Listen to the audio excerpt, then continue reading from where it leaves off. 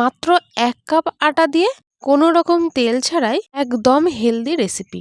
নমস্কার বন্ধুরা, আজ আবারও নতুন একটা রেসিপি নিয়ে চলে এসেছি। অসংখ্য জালিদার, একেবারে নরম তুলতুলে এই রেসিপি সকালে বা রাতের ডিনারে বানাতে পারেন, বা স্কুল টিফিনে হোক বা অফিস টিফিনে এটা কিন্তু আপনারা বানিয়ে দিতে পারেন। এটা যেমন সুস্বাদু হয় আর ঠান্ডা হয়ে গেলেও একই রকম ভাবেই নরম তুলতুলে থাকে। তাহলে বন্ধুরা, রেসিপিটা শুরু করা যাক। প্রথমে একটা বাটির মধ্যে আমি 1 কাপ আটা নিয়ে নিলাম। আমরা যে রেগুলার বাড়িতে রুটি খাই, যে নর্মাল গমের আটা, সেটাই আমি এখানে ব্যবহার করেছি। আর দিয়ে দিলাম স্বাদ অনুযায়ী লবণ, সামান্য একটু লঙ্কা বাটা, শুকনো লঙ্কা বাটা, আর দিয়ে দিলাম হাত দিয়ে ক্রাশ করা জোয়ান। কিছুটা জোয়ান দিয়ে দিলাম, হাফ চামচ মতো।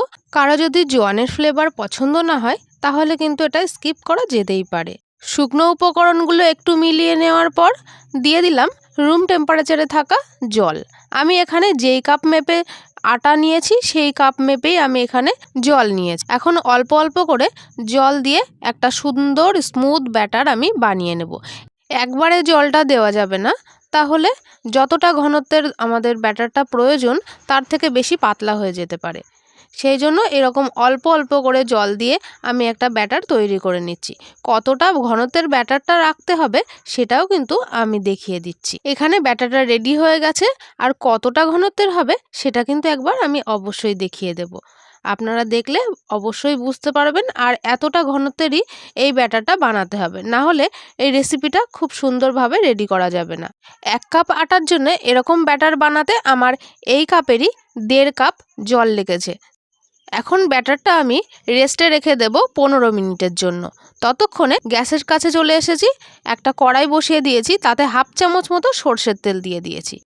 তেলটা গরম হয়ে গেলে তার মধ্যে সামান্য একটু জিরে, একটা শুকনো লঙ্কা আর সামান্য একটু কালো সর্ষে ফোড়নে দিয়ে দিলাম। তারপরে ওই তেলের মধ্যেই কয়েক কোয়া রসুন দিয়ে দিলাম, আর হাত দিয়ে ক্রাশ করা সামান্য একটু কাসুরি মেথি দিয়ে একটু নাড়াচাড়া করে নেওয়ার পর আমি দিয়ে দেব ছোট সাইজের 2টো টমেটো। এরকম বড় বড় করে টুকরো করে নিয়েছি। এখন আমি বেশ খানিকক্ষণ লো ফ্লেমে এটাকে ভাজতে থাকবো। একটু ভাজা হয়ে এলে যখন সাইডগুলো একটু পোড়া পোড়া মতো হবে, স্মোকি ফ্লেভারের জন্য আমি হালকা করে একটু পোড়া পোড়া করে নেব। হালকা একটু ভাজা হয়ে এলে দিয়ে দেব সামান্য একটু লবণ স্বাদ অনুযায়ী। একটু নেড়ে চেড়ে নেওয়ার পর এখন আমি জল দিয়ে দেব। আর এখন কিন্তু আমি যে স্মোকি ফ্লেভারের জন্য একটু হালকা পোড়া করে নিয়েছিলাম, বেশি পুড়িয়ে নেওয়ার কোনো দরকার নেই। হালকা ব্রাউন কালার একটু পোড়া পোড়া হলেই আমি এখানে হাফ কাপ জল দিয়ে ঢাকা দিয়ে রাখবো টমেটোটা সেদ্ধ হওয়া পর্যন্ত। 3 মিনিটের মতো আমি ঢাকা দিয়ে রান্না করে নিয়েছি। আর এখন জলটা পুরোপুরি শুকিয়ে গেছে, আর টমেটোটাও দেখে বুঝতে পারছেন যে সেদ্ধ হয়ে গেছে। এখন আমি গ্যাসের ফ্লেমটা বন্ধ করে দিয়ে একটু নেড়ে চেড়ে নিয়ে আবার একটা বাটিতে তুলে নেব। তারপর ঠান্ডা হওয়া পর্যন্ত অপেক্ষা করব। ঠান্ডা হয়ে যাওয়ার পর মিক্সিং জারের মধ্যে নিয়ে নিচ্ছি। তারপর সুন্দর একটা পেস্ট তৈরি করে নেব। এই পেস্টটা বানানোর সময় কোনো রকম জল দেওয়া লাগবে না। রেডি হয়ে গেছে আমার টমেটোর পেস্ট। এবারে আমি এটাকে চাটনি তৈরি করে নেব। তার জন্যে আমি একটা কড়াইতে 1 চামচ মতো সর্ষের তেল দিয়ে নেব। সর্ষের তেলটা খুব ভালো করে গরম করে নিতে হবে। তারপর আমি এর মধ্যে দিয়ে দেব সামান্য একটু কাসুরি মেথি, আর একটু গোটা সর্ষে, আর সামান্য একটু হলুদ গুঁড়ো। তারপর যে পেস্টটা আমি তৈরি করেছিলাম ওই টমেটোর, সেটা আমি এর মধ্যে দিয়ে দিলাম। তারপর একটু নেড়েচেড়ে নেওয়ার পর আমি এখানে দিয়ে দেব মিক্সিং জারটা ধুয়ে একটু সামান্য জল। আর তোমরা যদি চাটনিটা একেবারে শুকনো রাখতে চাও তাহলে কিন্তু এই জলটা এখানে অ্যাড করা লাগবে না। এই সময় গ্যাসের ফ্লেমটা আমি লো করে রেখেছি। তারপর 2 মিনিট মতো লো ফ্লেমে জাল করে নেওয়ার পর দিয়ে দিলাম 1 চামচ টমেটো কেচাপ। খুব ভালোভাবে টমেটো কেচাপটা মিশিয়ে নিলাম। এখন কালারটাও একটু চেঞ্জ হয়ে গেছে। চাটনিটা এবার রেডি হয়ে গেছে।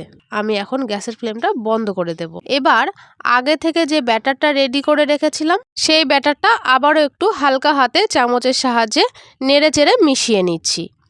এখন এর মধ্যে অ্যাড করব ইনো। 1 প্যাকেটের 3 ভাগের 2 ভাগ এখানে আমি ইনো অ্যাড করে দিচ্ছি। ইনোটা দেওয়ার পর সামান্য একটু জল এখানে দিয়ে দিচ্ছি, যাতে খুব ভালোভাবে অ্যাক্টিভ হয়ে যায়। এবারে পুরো মিশ্রণটার মধ্যে আমি এই হাতা দিয়েই মিশিয়ে নেব। খুব ভালোভাবে মিশিয়ে নিতে হবে। আর এখন দেখতেই পাচ্ছেন বন্ধুরা, ব্যাটারটা পুরোটাই কতটা ফুলে উঠেছে। এরকমভাবে অনবরত বেশ মিনিট খানেকের মতো নেড়ে চেড়ে খুব সুন্দর করে ব্যাটারটা আমি রেডি করে নিয়েছি। এখন গ্যাসের ওপরে একটা ননস্টিকি তাওয়া গরম করে তাতে সামান্য একটু তেল দিয়ে আমি একটা কাগজ দিয়ে মুছে নিচ্ছি। অনেকক্ষণ রান্না করার ফলে যাতে তাওয়াটা নষ্ট না হয়ে যায়, সেই জন্য আমি এভাবে তাওয়াটা প্রথমেই রেডি করে নিচ্ছি।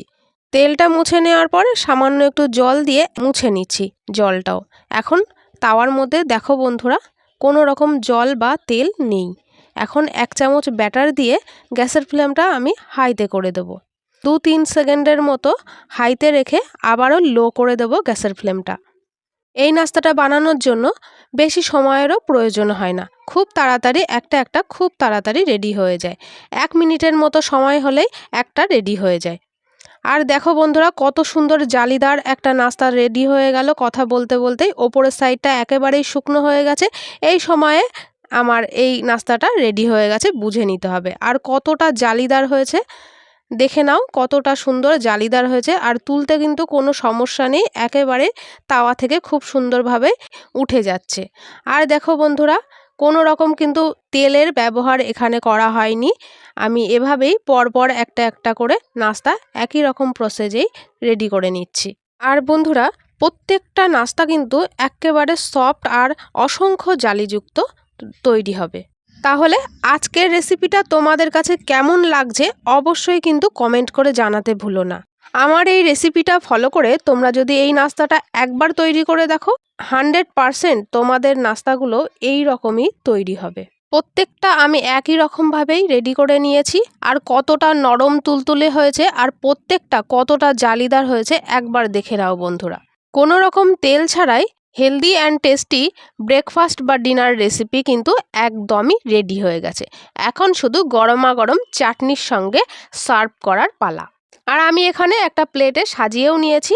দেখো বন্ধুরা, তোমরা একটু খেয়ে নিতে পারো। কেমন লাগলো আজকের রেসিপিটা তোমরা কিন্তু অবশ্যই একটা কমেন্ট করে জানাবে। ভালো লাগলে একটা লাইক করে যেও প্লিজ বন্ধুরা। অনেক কষ্ট করে ভিডিও বানাই, তো তোমরা যদি একটু লাইক বা কমেন্ট করো আমারও অনেক অনেক ভালো লাগে।